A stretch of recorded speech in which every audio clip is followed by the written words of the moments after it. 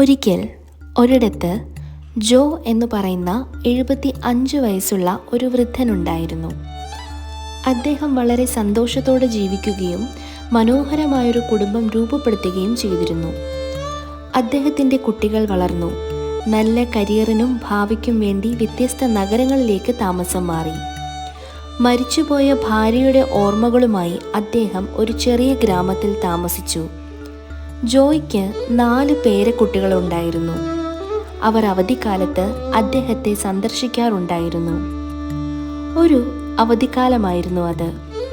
ജോ തൻ്റെ കൊച്ചുമക്കളുടെ വരവിനായി ആകാംക്ഷയോടെ കാത്തിരിക്കുകയായിരുന്നു. കുട്ടികൾക്കായി വീടൊരുക്കുക, വീട് വൃത്തിയാക്കുക, പൂന്തോട്ടം വെട്ടുക, വീട്ടുപകരണങ്ങൾ പുനർക്രമീകരിക്കുക, പ്രിയപ്പെട്ട ഭക്ഷണങ്ങൾ വാങ്ങുക, കുട്ടികൾക്കുള്ള വസ്ത്രങ്ങൾ വാങ്ങുക തുടങ്ങിയവയിലായിരുന്നു അദ്ദേഹം.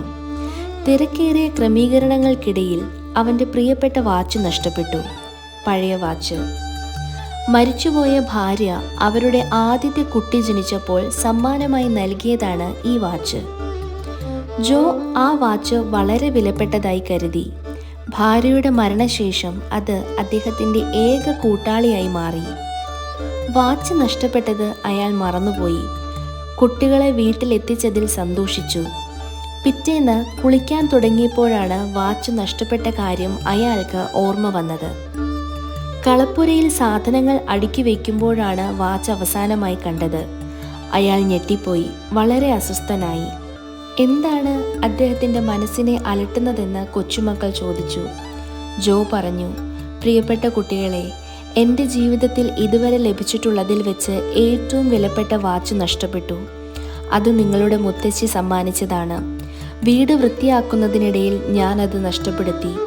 എനിക്കെൻ്റെ ഹൃദയം നഷ്ടപ്പെടുന്നത് പോലെ തോന്നുന്നു. ജോ കണ്ണീരോടെ കരയുകയായിരുന്നു. കുട്ടികൾ വാച്ച് അന്വേഷിച്ച് കണ്ടെത്താമെന്ന് അദ്ദേഹത്തോട് വാഗ്ദാനം ചെയ്തു. ഒരു കൊച്ചുമകൻ ചോദിച്ചു, മുത്തശ്ശ, വാച്ച് കാണാതെ പോകുന്നതിന് മുൻപ് എപ്പോഴാണ് അവസാനമായി കണ്ടതെന്ന് ഓർമ്മയുണ്ടോ? ജോ പറഞ്ഞു, ഞാൻ കളപ്പുര വൃത്തിയാക്കുമ്പോഴാണെന്ന് തോന്നുന്നു. കുട്ടികൾ കളപ്പുരയിൽ വാച്ച് തിരയാൻ തീരുമാനിച്ചു.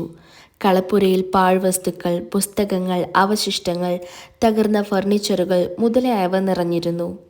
ജോയുടെയും ഒരു ജോലിക്കാരൻ്റെയും സഹായത്തോടെ കുട്ടികൾ 2-3 മണിക്കൂറിലധികം തിരച്ചിൽ നടത്തിയെങ്കിലും കണ്ടെത്താനായില്ല.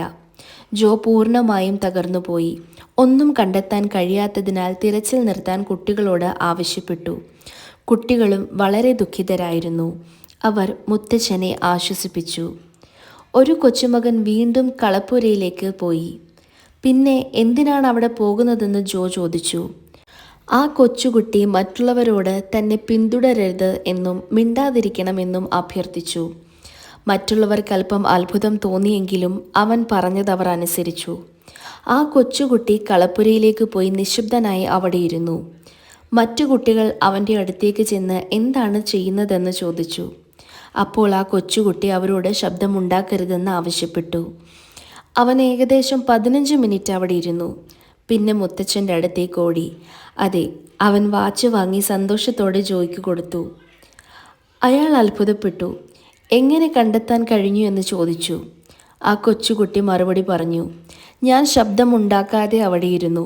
കളപ്പുര വളരെ നിശബ്ദമായിരുന്നു. കുറച്ച് മിനിറ്റുകൾക്ക് ശേഷം ടിക് ടിക് ശബ്ദം കേട്ട് ഞാൻ വാച്ച് കണ്ടെത്തി.